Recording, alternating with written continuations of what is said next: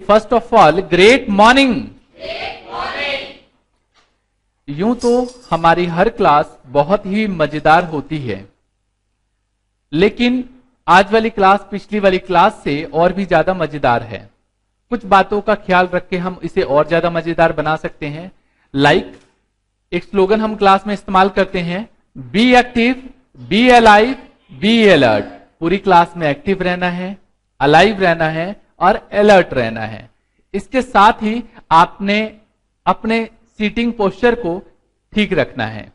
आइए आज स्टार्ट करते हैं एक ब्यूटीफुल, इसे कोटेशन तो नहीं कह सकते, लेकिन कुछ बात ही ऐसी है। अगर मैं एक ऐसे इंसान की बात कहूं जो पता नहीं कितनी बार फेल हुआ हो अपनी लाइफ में, वो 31 साल में बिजनेस किया और बिजनेस में फेल हो गया। जब 32 साल का था तो चुनाव हार गया। जब 33 साल का था फिर बिजनेस ट्राई किया और फिर हार गया। जब 35 साल का था उसकी फियोंसी की डेथ हो गई। जब 36 साल का था नर्वस ब्रेकडाउन हो गया। 43 इयर्स में चुनाव फिर लड़ा, फिर हार गया। 48 ईयर में फिर लड़ा, फिर हार गया। 55 में फिर लड़ा, फिर हार गया। उसके बाद उसने वाइस प्रेसिडेंट के लिए अगले साल मतलब 56 ईयर में फिर वाइस प्रेसिडेंट, सोचो पता नहीं कहां से शुरुआत की होगी, और लड़ के 56 ईयर में वाइस प्रेसिडेंट के लिए चुनाव लड़ा, फिर हार गया। 59th ईयर जब रिटायरमेंट का टाइम होता है ज्यादातर लोगों का, इसके लिए देखो तो सही क्या हुआ। 59 ईयर में फिर लड़ा, फिर हार गया।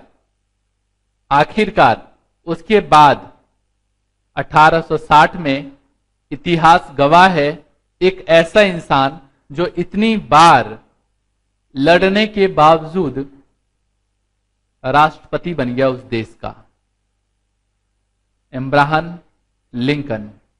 ये सभी जानते हैं, आप इतिहास जानती है, एक ऐसा इंसान जो कदम कदम पर हार का सामना करता रहा।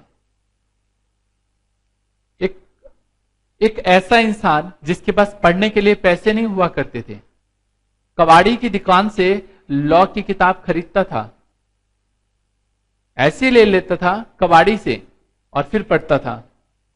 वो अब्राहम लिंकन अमेरिका का राष्ट्रपति बन गया। कितनी बड़ी बात है यार, कितनी बड़ी सीख देख के चला गया वो इंसान हमें, कि कभी हार नहीं माननी है। आपने कभी भी हार नहीं माननी है। अगर आपने ठान लिया तो मेहनत कम नहीं होनी चाहिए, रिजल्ट चाहे फेवरेबल हो चाहे अनफेवरेबल हो, क्योंकि सपना बड़ा था ना, है ना। तभी तो हम कहते हैं think big, think fast and think ahead.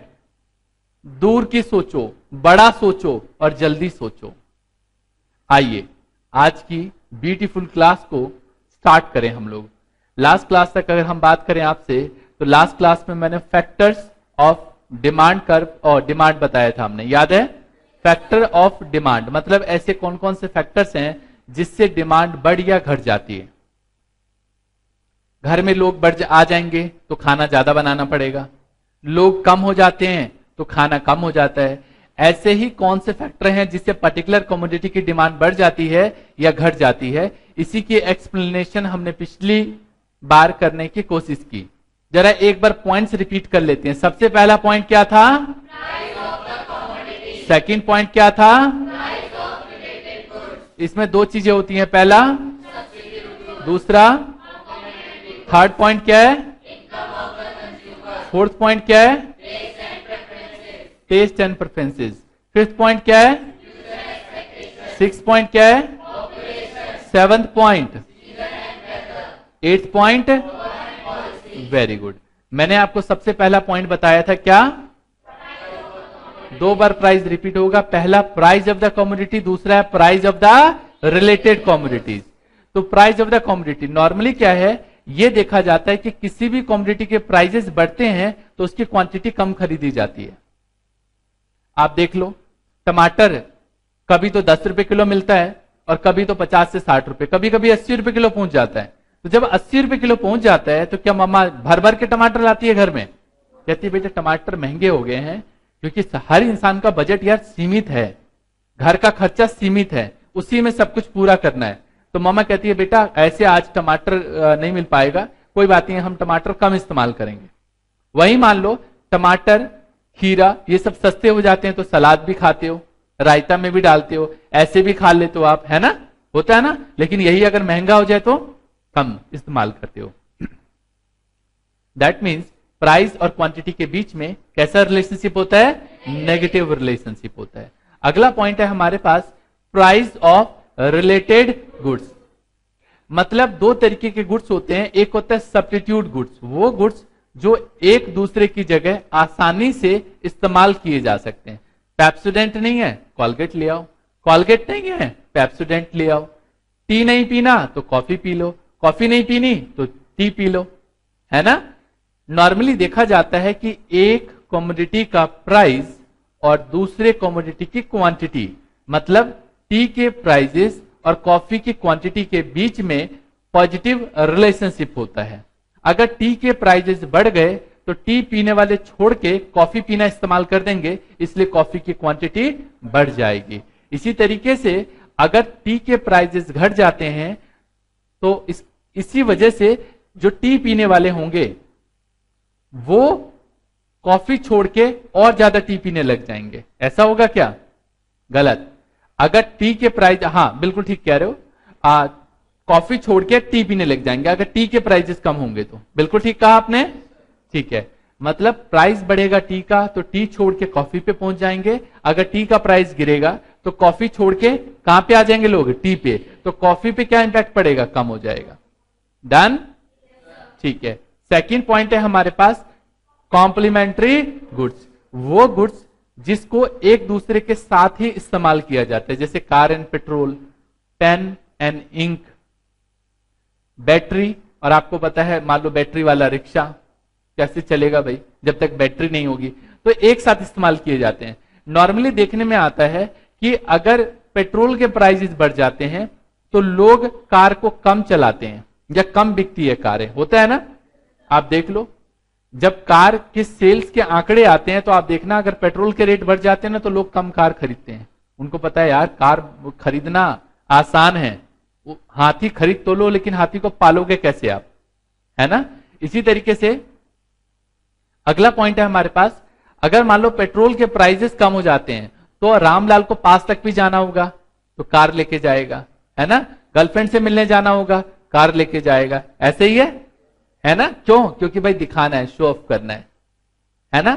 ऐसे ही जो मिडिल क्लास, देखो मिडिल क्लास, आप रिच क्लास की भी बात कर लो डियर, तो ज्यादा नहीं इस्तेमाल करते, उनको पता है यार इतना महंगा हो गया ये। आइए आगे बढ़ते हैं। अगला है हमारे पास इनकम ऑफ द कंज्यूमर। कहने का मतलब क्या है? इनकम क्या है कंज्यूमर की? नॉर्मली देखने को आता है कि इनकम कम तो डिमांड कम, इनकम ज्यादा तो डिमांड ज्यादा। कहने का मतलब है इनकम और क्वांटिटी के बीच में कौन सा रिलेशनशिप पाया जाता है? पॉजिटिव रिलेशनशिप पाया जाता है। लेकिन ये हमेशा ऐसा नहीं होता। नॉर्मली देखा जाता है कि वो गुड्स कौन सा कंज्यूम करता है।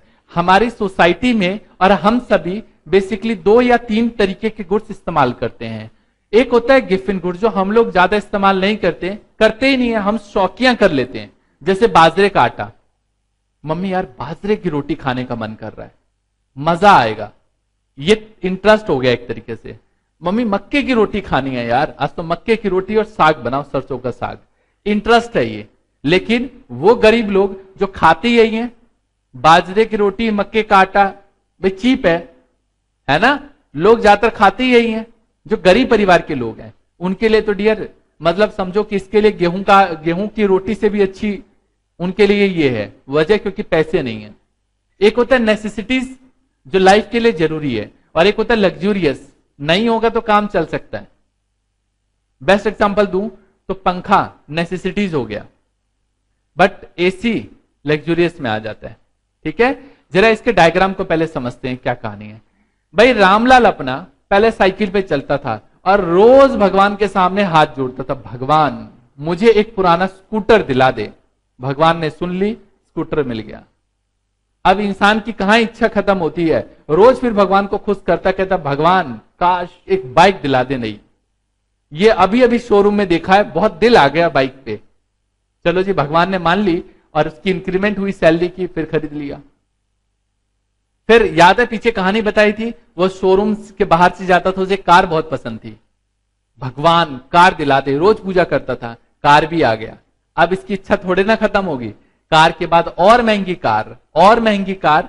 भाई अगर मान लो कोई सेंट्रो खरीद के बैठा है तो सोचेगा सेंट्रो से थोड़ी सी अच्छी तो होनी चाहिए, है ना।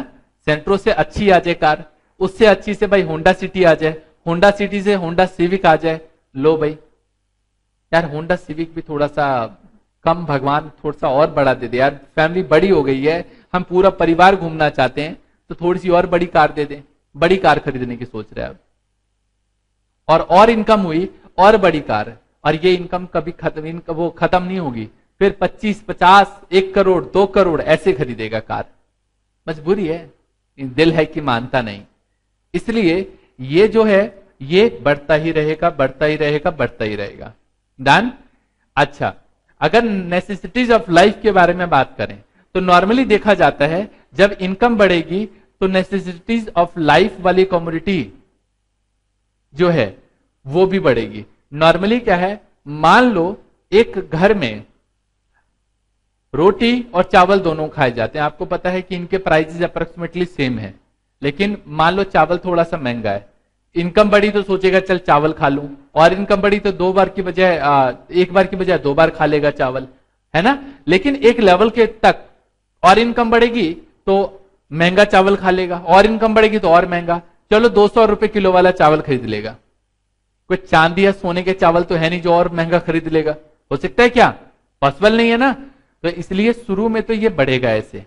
इसके बढ़ने का मतलब होता है डियर, एक बात बता दूं मैं, जब कभी भी ये ऐसे इंक्रीज होता है तो इसका मतलब होता है इनकम बढ़ी और डिमांड दोनों बढ़ेंगे। नहीं समझ में आया, देखो कैसे, इस वाले पॉइंट पे देखो, इस वाले पॉइंट पे क्वांटिटी यहां तक है और इनकम यहां तक है। अगर मैं पॉइंट बढ़ा देता हूं, ऊपर के किसी पॉइंट पे लेके चलता हूं, देख रहे हो क्या हो रहा है, क्या हो रहा है, इनकम बढ़ी तो क्वांटिटी भी बढ़ गई। चलो एक काम और करते हैं, घटा देता हूं, इनकम घटी तो क्या हो गया यहां पे, क्वांटिटी भी घट गई। देखा आपने, ठीक है। लेकिन एक लेवल के बाद ये लाइन बिल्कुल सीधी हो जाती है। क्यों, आप जितनी मर्जी कोशिश कर लो, इनकम जितनी मर्जी बढ़े, आप क्वांटिटी नहीं बढ़ाओगे। ऐसा कोई है, भूख मान लो थोड़ी सी है, आप खाना ज्यादा शुरू कर दे, वो ओवर खाना शुरू कर दे, ये तो पागलपन ही हो सकता है और कुछ नहीं। तो ये ऐसा नहीं होगा। और अगला है हमारे पास गिफ्ट गुड्स। गिफ्ट गुड्स वो गुड्स होते हैं जो घटिया वस्तुएं होती हैं। घटिया तो कहने की बात होती है डियर, हम सबके नजरिए में घटिया हो जाता है, लेकिन गरीब परिवार जिसके लिए पेट ही इसी से पलता है उनके लिए तो डियर यही खजाना है। यही उनके लिए मैगी है, यही उनके लिए पास्ता है, सब कुछ यही है ना, गिफ्ट गुड्स। लेकिन गिफ्ट गुड्स के लिए एक ड्रॉबैक है। नॉर्मली क्या होता है, चलो मान लेते हैं हम, एक परिवार, शायद इतनी गरीबी है हमारी इंडिया में, आप बाहर जाके देखो डियर, उन गरीब लोगों को जिनके पास खाने के लिए वाकई में कुछ नहीं है, एक वक्त का अगर रोटी मिल भी जाए ना तो दूसरा देखना पड़ता है कि दूसरे वक्त का रोटी कहां से मिलेगा, और वो मिल जाता तो तीसरे वक्त की।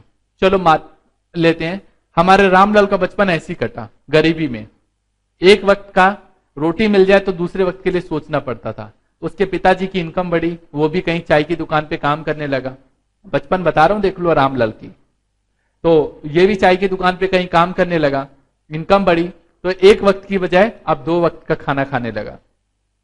लेकिन क्या खाएगा, वही बाजरे की रोटी की, है ना, मक्के की रोटी, और इनकम बढ़ी, अब 2 वक्त की बजाय 3 वक्त का खाएगा, और इनकम बढ़ी तो अब क्या करेगा, भरपेट खाना खाएगा पूरी फैमिली, और इनकम बढ़ी तो 2 वक्त में 3 वक्त में से 1 वक्त बाजरे या गेहूं की रोटी जो खाता था उसको छोड़ देगा, और इसकी जगह वो बाजरे और मक्के की रोटी खाता था, इसको छोड़ देगा और इसकी जगह गेहूं की रोटी खाएगा।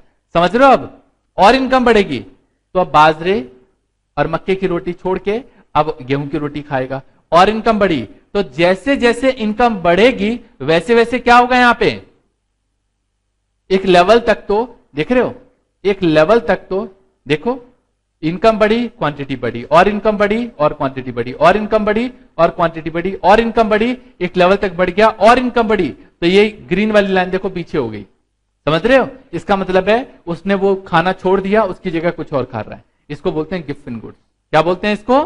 Gift and goods. उम्मीद करता हूं ये बात सबको समझ में आ गई होगी। डन? ठीक है।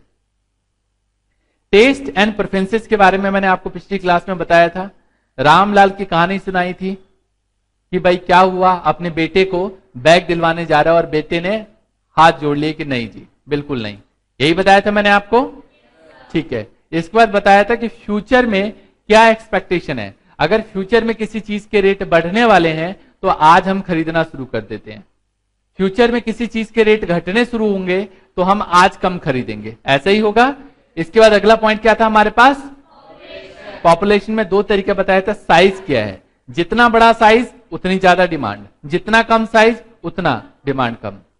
रिमोट एरिया में चले जाओ, वहां पे दुकानें जल्दी नहीं मिलती। गांव के एरिया में चले जाओ, दूर दूर दुकान, आज भी दूर दूर दुकान है। आप जाओ तो सही गांव में, हिमाचल प्रदेश में चले जाओ, यूपी के गांव में चले जाओ। गांव की बात कर रहा हूं मैं। गांव में भी एक टाउन होता है और एक पूरा बिल्कुल गांव होता है। कच्चे पक्के मकान होते हैं, दूर दूर दुकान होता है, खाली हरियाली मिलेगी आपको। ये तो हम खोजने जाते हैं मसूरी मनाली में। यहां तो मनाली में भी रश है, वो अलग बात है भाई। रिमोट एरिया में चले जाओगे तो गांव मिल जाएंगे।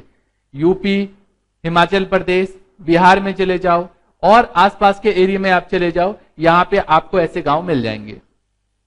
पॉपुलेशन कम तो डिमांड कम। सिंपल सी बात है। गांव में कभी मैकडी का देखा है? मैकडी ने ओपन किया हो, केएफसी ने ओपन किया हो गांव में? नई ओपनिंग इस वाले गांव में हुआ है? नहीं ना? नहीं। इसी तरीके से कंपोजिशन क्या होती है? अगर कंपोजिशन के बारे में बात करें तो किस तरीके के लोग हमारी पॉपुलेशन में है। अगर ज्यादा बच्चे हैं तो दूध, खिलौने, बिस्किट ज्यादा बिकेगा। अगर यंग एज के लोग ज्यादा हैं तो उसी तरीके का सामान बिकेगा। फीमेल ज्यादा है तो कॉस्मेटिक और बाकी चीजें मिलेगा। और अगर ओल्ड एज पर्सन ज्यादा है तो नकली दांत, ऐनक, छड़ी, धोती, दवाइयां, दूध, बिस्किट, ये सब मिलेगा, है ना? तो उसी चीज की डिमांड ज्यादा होगी। क्लियर है बात ये? और बचपन में हम सीजन एंड वेदर के बारे में बहुत पढ़ते थे। बचपन में ये डायग्राम खूब बनाया हमने, है ना? मैंने भी देखो बचपन याद आ गया और मैंने भी देखो डायग्राम बनाने की कोशिश की है। तो अगर मान लो गर्मियों का मौसम है तो गर्मियों के कपड़े ज्यादा बिकेंगे। सर्दियों का मौसम है, सर्दियों की चीजें ज्यादा बिकेंगी। गर्मियों का मौसम है, एकदम से आइसक्रीम की डिमांड, फ्रिज, एसी, इन सब की डिमांड बढ़ जाएगी। एकदम से सर्दियां आ जाए, गर्म कपड़े आ जाएंगे। बरसात आ जाए, छतरी की डिमांड बढ़ जाएगी, है ना? होगा ना? रेनकोट की डिमांड। तो कैसा सीजन, कैसा वेदर। गवर्नमेंट पॉलिसी, गवर्नमेंट की पॉलिसी क्या है? नॉर्मली देखा जाता है कि गवर्नमेंट जिन चीजों पे टैक्स कम लगाती है ज्यादा बिकेगा, लोग ज्यादा खरीदेंगे। टैक्स ज्यादा लगा देगी तो चीज कम बिकेगा। जानते हो ये बात? बाहर की कंट्री से कोई सामान आप लिमिटेड ला सकते हो। अगर आप उससे ज्यादा सामान लेके आओगे तो जानते हो क्या होगा? आपको टैक्स देना पड़ेगा। और कभी कभी तो टैक्स जितने का सामान नहीं है उससे ज्यादा टैक्स लग जाता है। सुना है आपने? कई बार जब सचिन खेला करता था और उसे कार मिल गई मान लो, तो देश के इज्जत का सवाल हो जाता है, इसलिए लाना हो जाता है। नहीं तो अगर उसको बेच के ना इंडिया आ जाए वही बढ़िया था। नॉर्मली ऐसा होता है, डबल टैक्सेस लग जाता है, दिक्कत हो जाती है। तो जिन चीजों पे टैक्स ज्यादा, कम डिमांड होगी। जिन चीजों पे टैक्स कम होता है लोग ज्यादा खरीदते हैं, डिमांड ज्यादा होती है। ओके, तो टोटल हमने कितने पढ़े? टोटल 8 पढ़े हैं। क्लियर है बात ये? इसमें मेन मेन चीज मैं नोट करवा दूंगा आपको। जैसे कि जो चीज बता रहा हूं सिर्फ वही, पहला पॉइंट लिखो, हेडिंग लिखो और ये रिलेशनशिप नोट करो फास्ट फास्ट।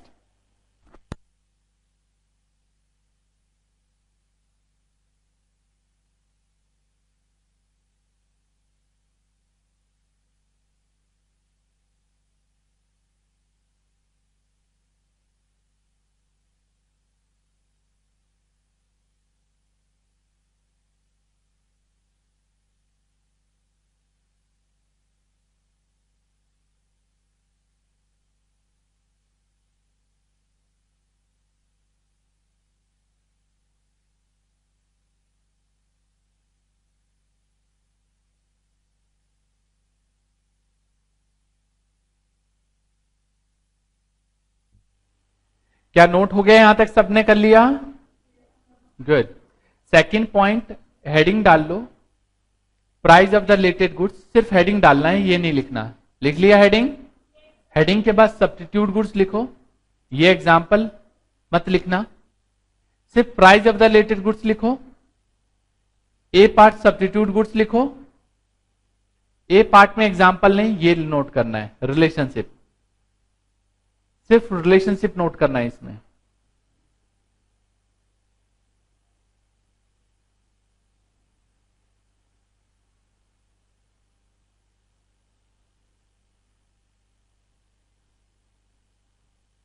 हो गया?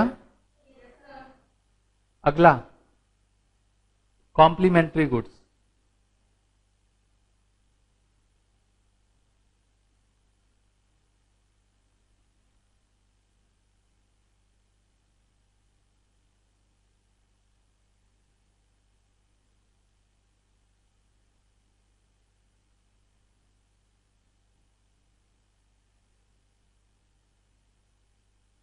जल्दी लिखिए कॉम्प्लीमेंट्री गुड्स के लिए। हो गया?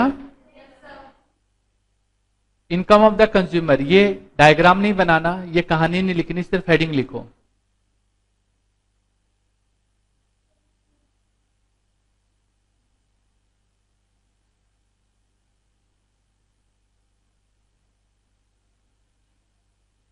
ये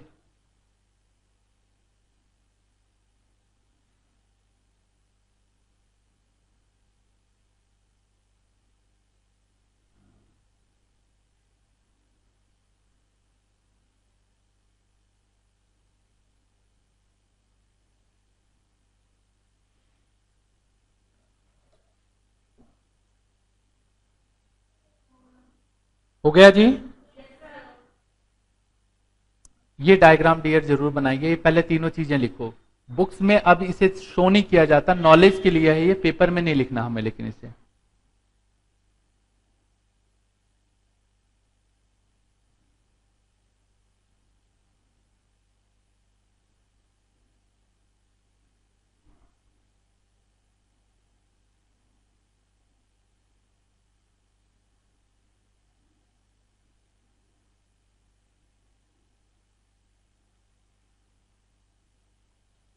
क्या हो गया डियर? ये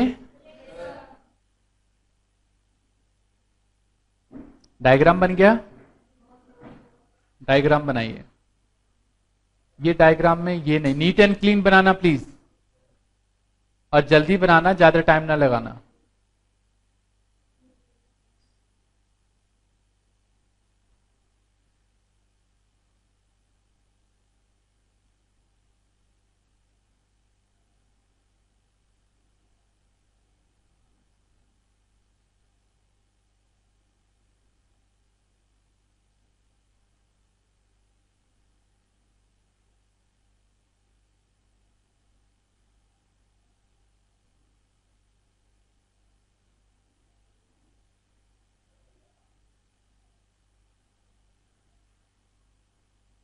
जल्दी बनाइए जी।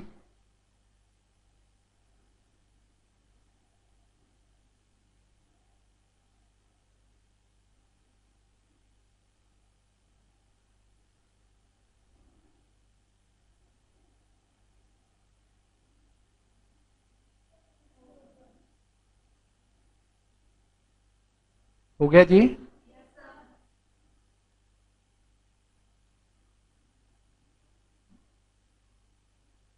बस अगला पॉइंट लिख लो, टेस्ट एंड प्रेफरेंसेस, सिर्फ हेडिंग लिख लो।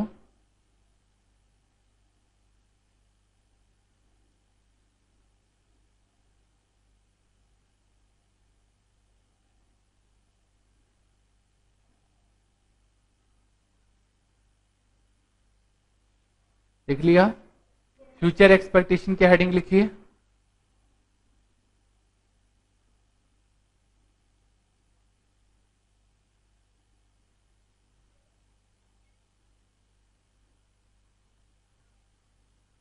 पॉपुलेशन में दो चीजें लिखिए, पॉपुलेशन की हेडिंग, पहला साइज और दूसरा कॉम्पोजिशन। पहला साइज और दूसरा कॉम्पोजिशन।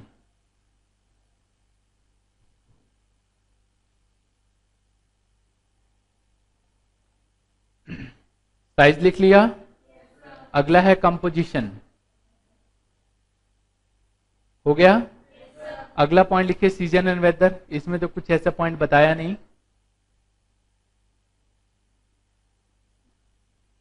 उससे अगला पार्ट क्या है, लिखिए गवर्नमेंट पॉलिसी।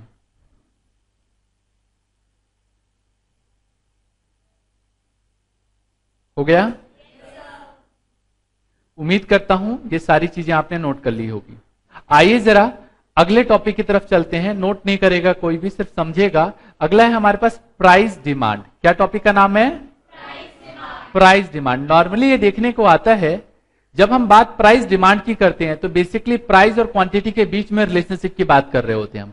नॉर्मली देखने में आता है कि जब किसी भी कमोडिटी के प्राइसेस बढ़ते हैं तो क्वांटिटी क्या हो जाती है, और प्राइस घट जाए तो दैट मीन्स देयर इज कौन सा relationship, there is negative relationship between price and quantity.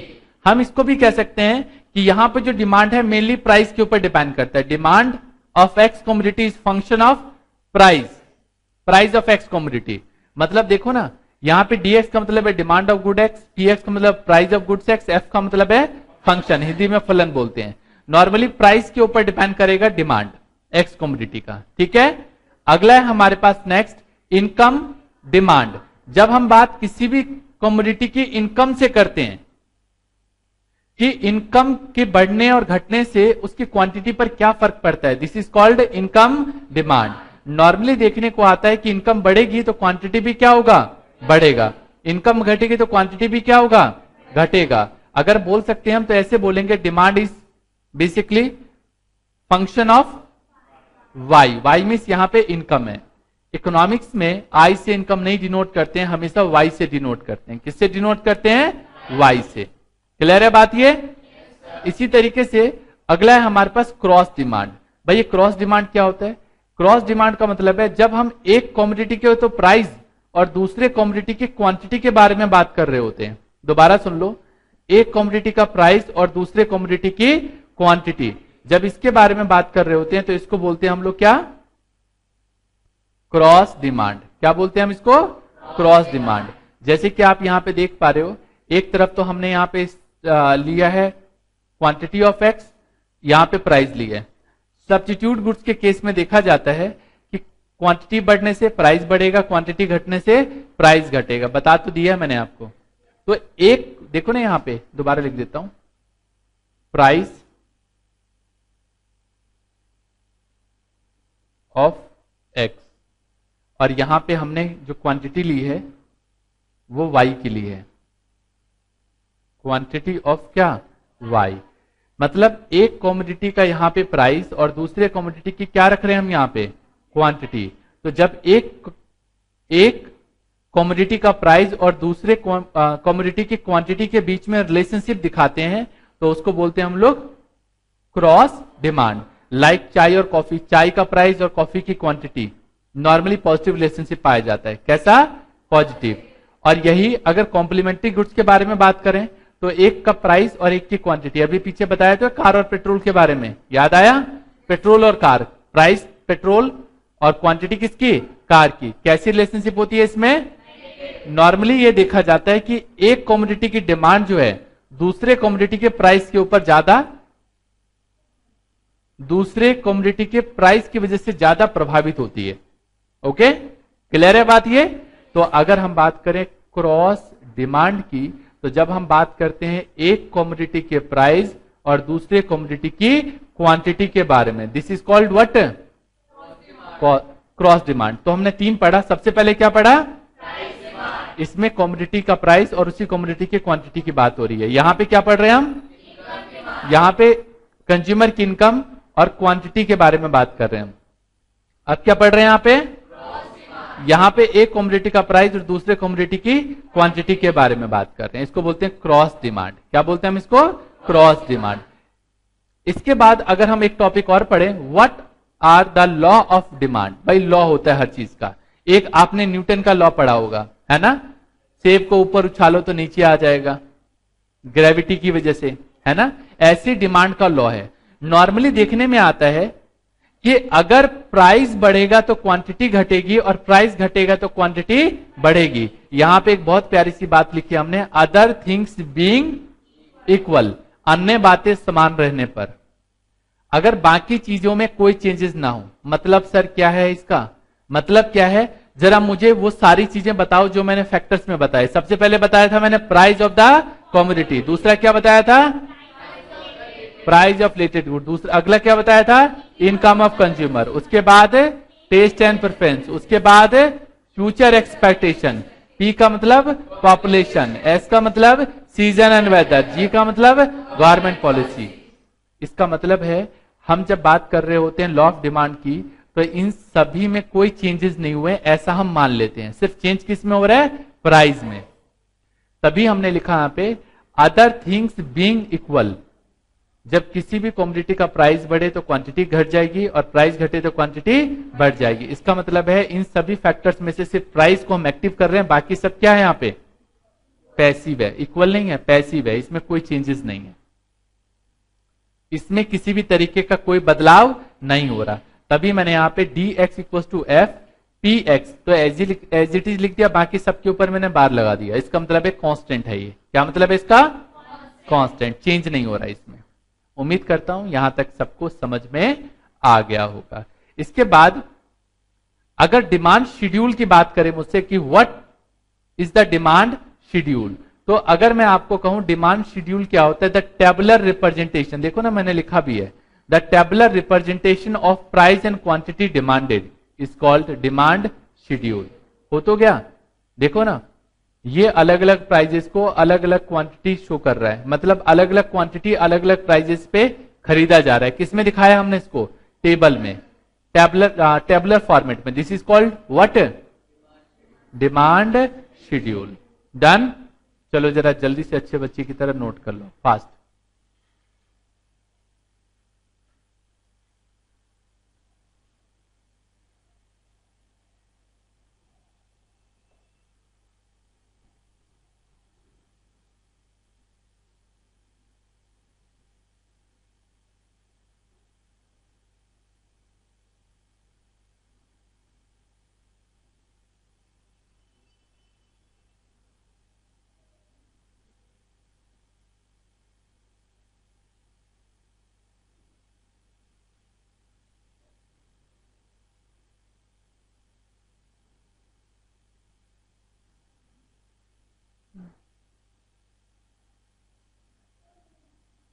हो गया,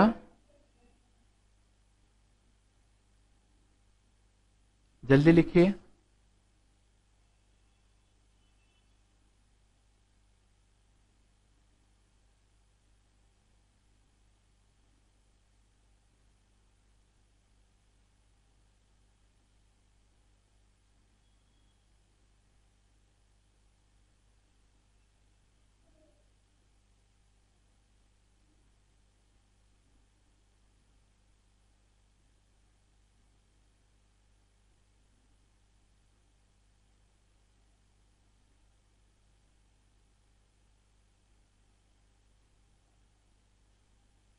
आगे चलें,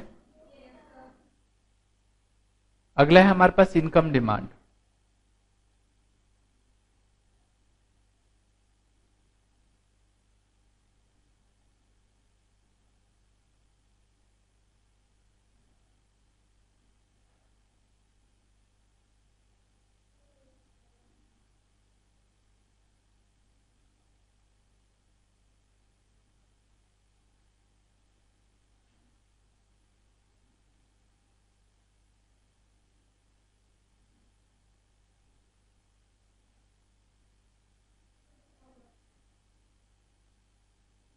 हो गया जी,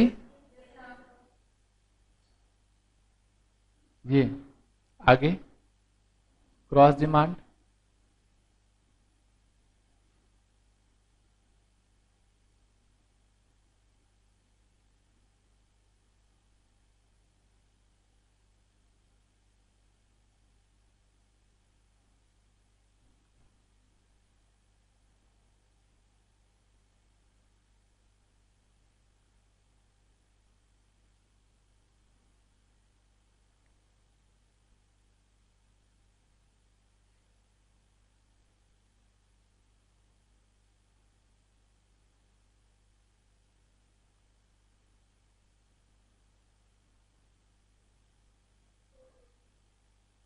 हो गया ये?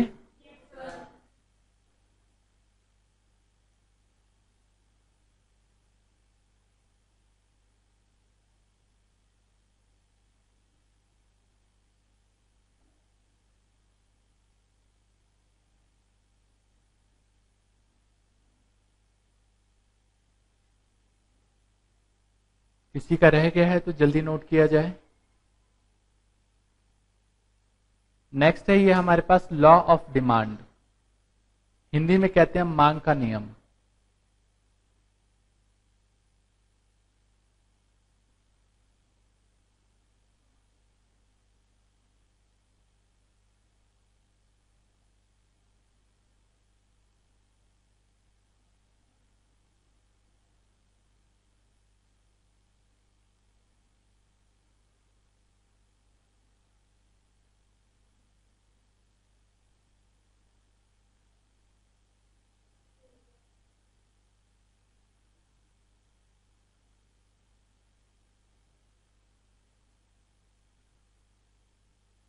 ये नोट नहीं करना, उसकी जगह ये dx वाला नोट करना है। ये राइट हैंड में तो समझाने के लिए बताया था।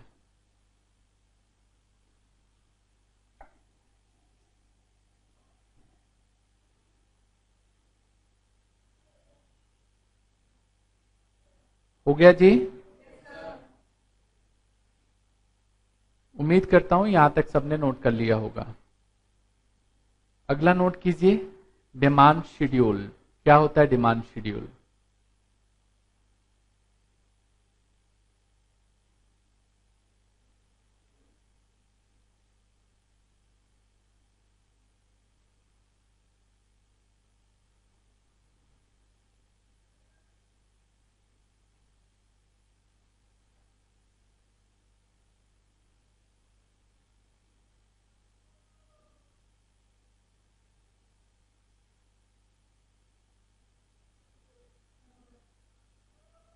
हो गया?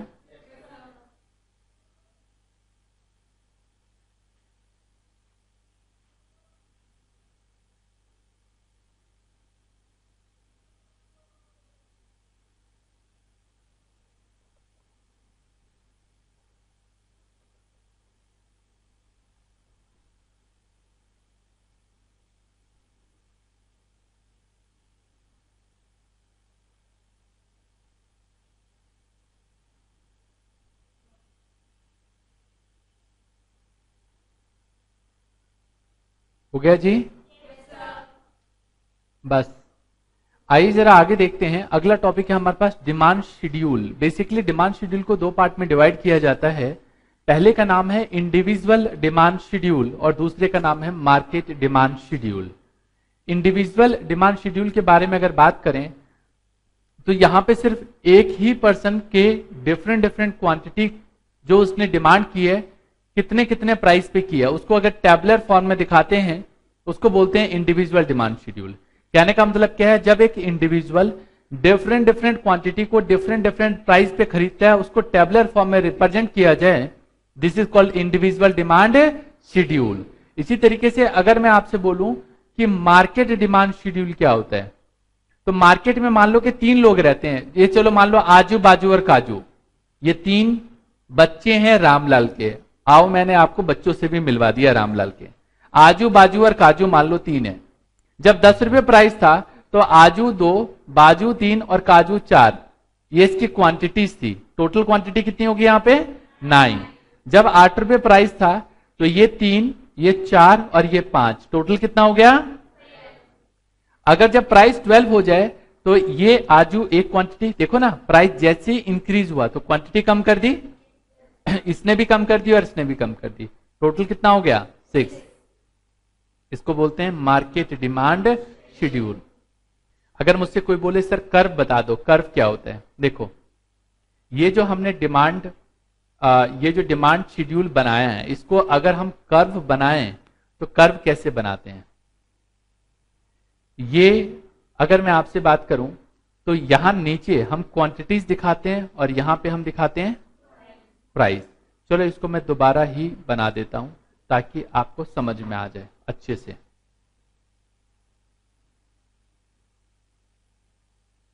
ध्यान से समझना है प्लीज। X O Y. यहां पे क्या लेते हैं हम? प्राइस, कीमत। यहां क्या लेते हैं? क्वांटिटी,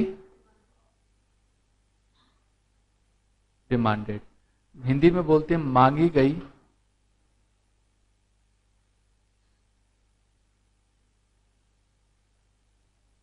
मात्रा। आपने देखा यहां पे जब प्राइस 10 था, 8 और 12, उस पे ये क्वांटिटीज अलग अलग है, तो मिनिमम प्राइस कितना है? 10, सॉरी 8, 10 और 12। तो प्राइस मान लो, ये मान लिया मैंने 8, ये मान लिया 10 और ये मान लिया मैंने 12। इस पे इनकी क्वांटिटीज क्या क्या शो कर रहा है? 1 2 3। चलो मैं क्वांटिटीज ले लेता हूं, 1 2 और 3। कोई दिक्कत? ध्यान से देखना, जब प्राइस 10 था तो कितनी क्वांटिटी मांगता था ये? 2। 10 रुपए के प्राइस पे 2, ये रहा 10,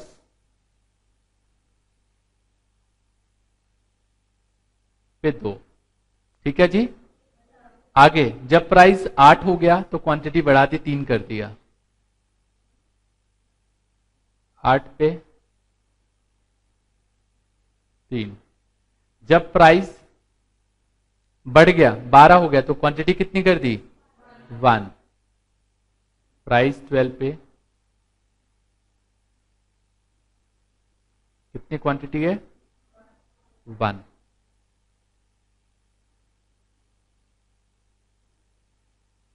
ठीक है जी।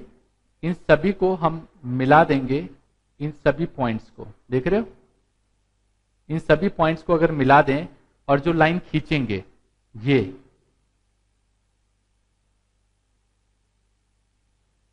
पहले हम ए पॉइंट पे थे, फिर बी पे आ गए और फिर सी पे चले गए, तो ये जो है ये डिमांड कर्व है हमारी।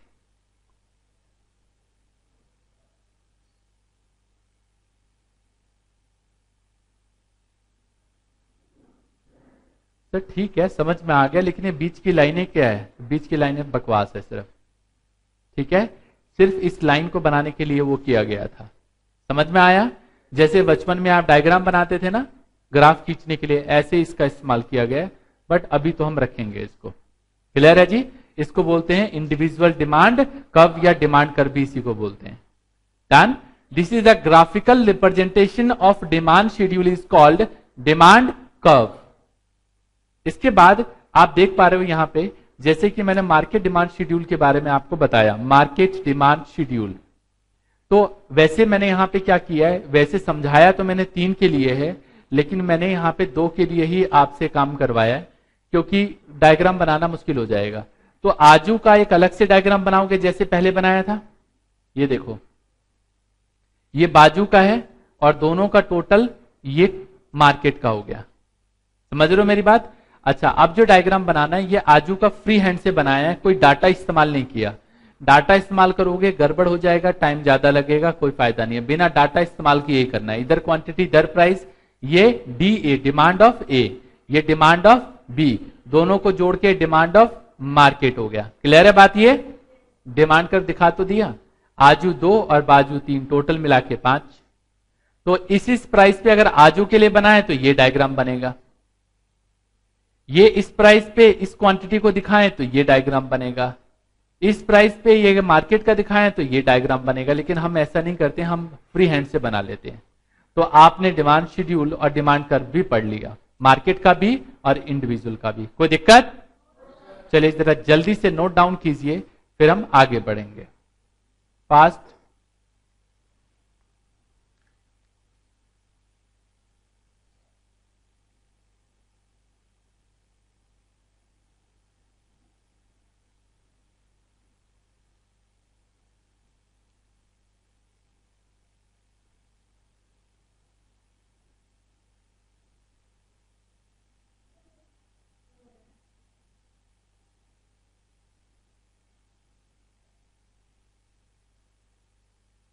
हो गया?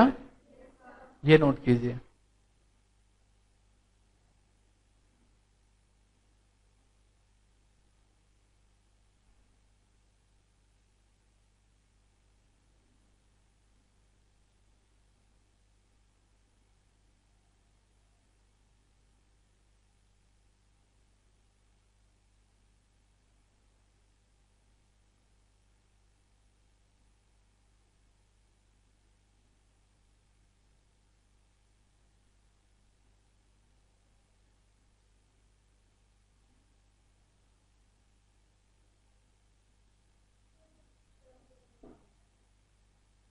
हो गया।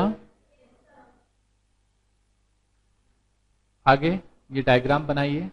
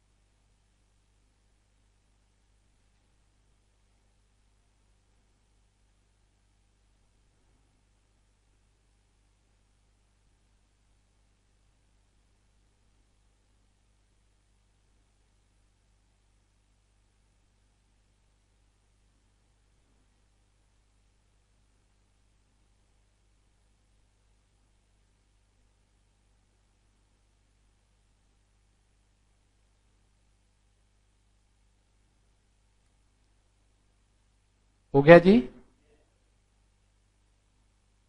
मार्केट डिमांड शेड्यूल ये वाला नहीं नोट करना, हेडिंग लिख लो आप, ये वाला नोट करना है आपको।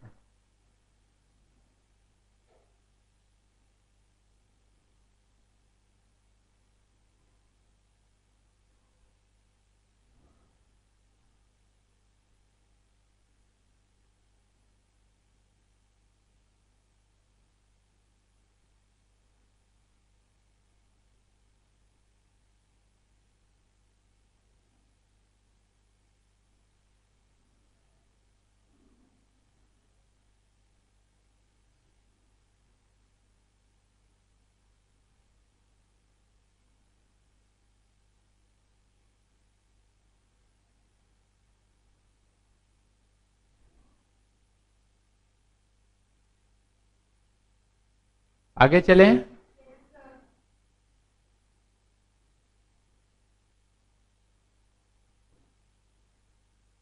नेक्स्ट पेज, ये लीजिए।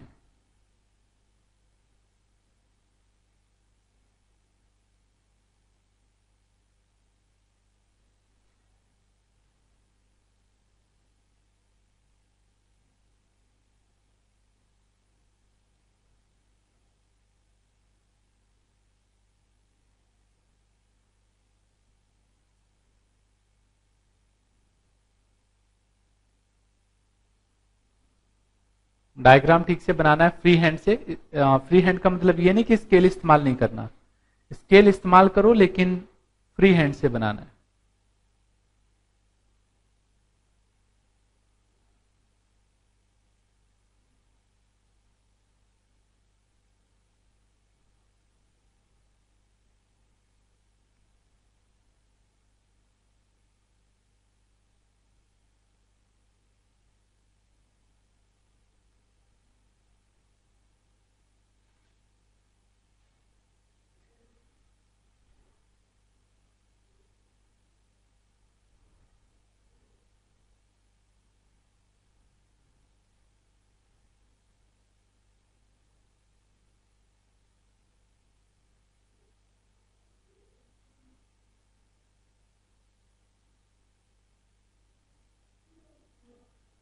हो गया क्या?